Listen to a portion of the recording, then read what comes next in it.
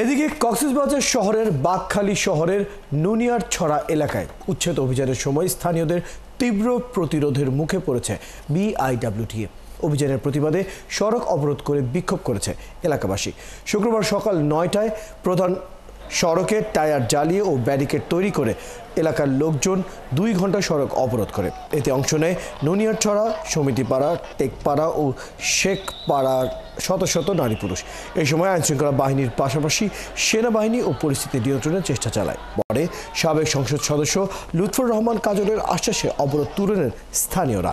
হাইকোর্টের নির্দেশে বাকখালী নদীর অবৈধ স্থাপনা উচ্ছেদে এই অভিযান চালানো হয়।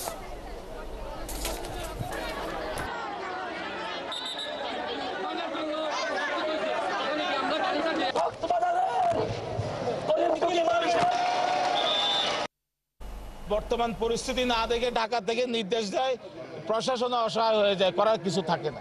ও ঢাকার লোকজন এখানে কক্সবাজার এসে ভুক্তভোগীদের সাথে কথা বলে তারা এরকম সিদ্ধান্ত দিতে পারতো না।